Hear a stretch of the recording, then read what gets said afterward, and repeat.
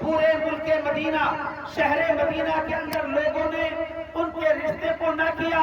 جس دروازے پر آپ جایا کرتے تھے لوگ انکار کر دیا کرتے تھے۔ آقا کریم سبحان اللہ،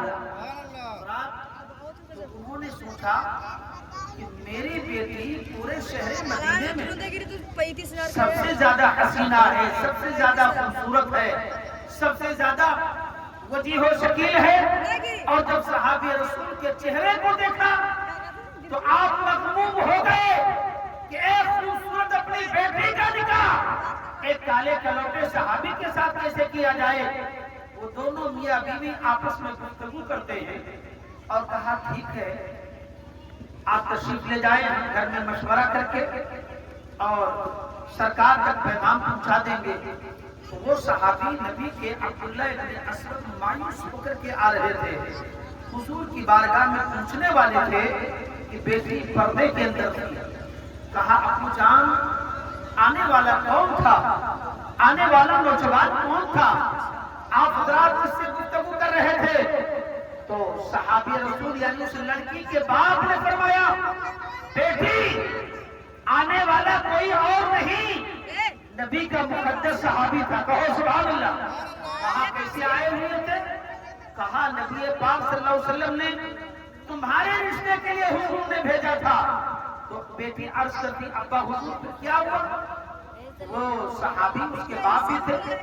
کہا بیٹی وہ جو آنے والا نوجوان تھا کالا کلوٹا، لیکن اے میری بیٹی تو حسن کا پیکر ہے، تو جو چنداوی کا چاند ہے، اس لیے میں نے فیصلہ کیا کہ میں رشتہ نہیں کروں گا۔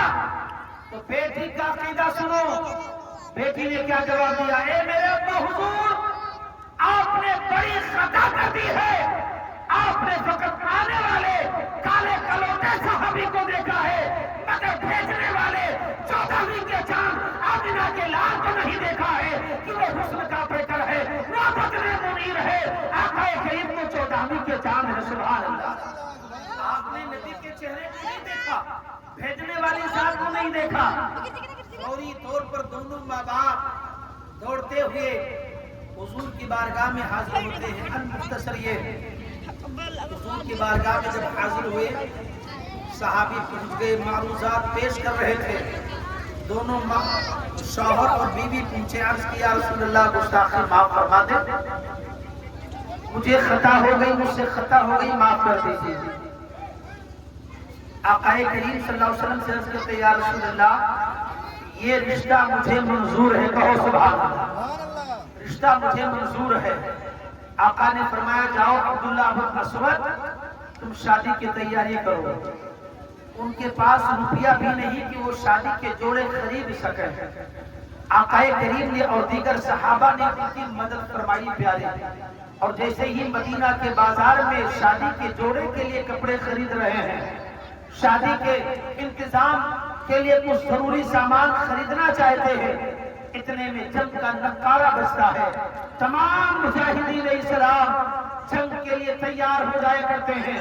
اب جناب عبداللہ ابن اسود بجائے شادی کے جوڑے کے کپڑے خریدنے کے بجائے، شادی کے ساز و سامان خریدنے کے بجائے یہ جنگ کے سامان کو خریدا کرتے ہیں، تیر و تلوار کو خریدتے ہیں، گھوڑے کو خریدا کرتے ہیں، تیر اور برچھیوں کو خریدا کرتے ہیں، جنگ کا نقارہ بچ جایا کرتا ہے۔ اب آپ وہی لباس خرید لیا کرتے ہیں، جنگ کے لباس کو خریدتے ہیں۔ تو شادی کے جوڑے کا انتظام آپ نے کیا تھا کہ شادی کے جوڑے کا میں انتظام کروں گا، تو دیگر صحابہ نے آپ کی مدد فرمائی تھی۔ یہ عاشق رسول ہیں، نبی کے صحابی ہیں۔ اے لوگوں، آقا کریم صلی اللہ علیہ وسلم کے صحابی نے جب جنگ کا نقارہ بجایا ہے، مجاہدین اسلام میدان جنگ میں پہنچے ہیں، اور آپ نے ایسا لباس پہنا ہے کہ آپ کی کوہنی کو نبی نے دیکھا تو صحابی مشورہ کیا کرتے ہیں یا رسول اللہ یہ کوئی نیا آنے والا جنگ کے میدان میں آیا ہے، تو میرے آقا آپ کی کالی کوہنی کو دیکھ کر کے فرماتے ہیں اے ابو بکر یہ کوئی اور نہیں ہے، یہ جناب عبداللہ ابن اسود ہے جن کی شادی ہونے والی تھی۔ اللہ اکبر کبیرہ۔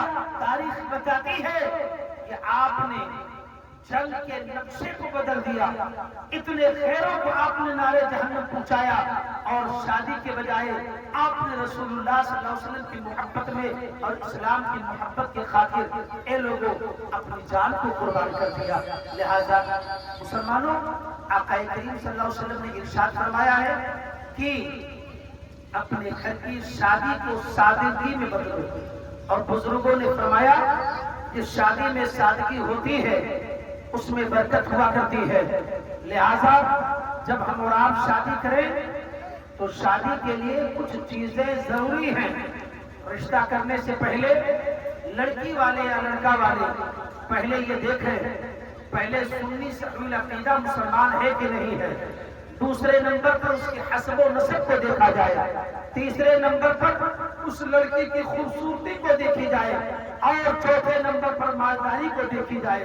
حضرات، اور ایک حدیث شریف میں یہ ہے کہ جب آپ اپنے لڑکے کا نکاح کریں تو لڑکی کو اچھے قاعدے سے دیکھیں۔ لڑکی کو اگر کسی شخص نے فقط خوبصورتی کی وجہ سے اس کا نکاح کیا تو آپ نے فرمایا، اور اگر اس کے مالداری کو دیکھا، لڑکی کے باپ کو، لڑکی کے گھر والوں کو، کہ مالدار ہے کہ نہیں ہے، اس بنیاد پر شادی کیا، یا فقط حسب و نسب میں خوبصورتی ہے، لڑکی دیندار ہے کہ نہیں ہے، اگر ان تین چیزوں کو دیکھ لیا، اگر اس نے لڑکی کی خوبصورتی کو فقط دیکھ کر کے رشتہ کیا تو میں نہیں کہتا، ہمارے تمہارے پیغمبر فرماتے ہیں کہ اس طریقے سے رشتہ کرنے والا وہ فتنے میں مبتلا ہو جائے گا، یہاں تک کہ زندگی بھر وہ شخص اپنی بیوی پر شک اور شبہ کرتا رہے گا۔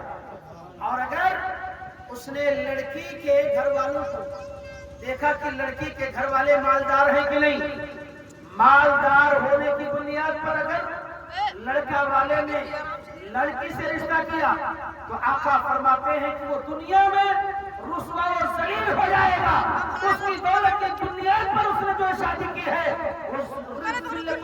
رسوائی کا اسے سامنا کرنے پڑے گا۔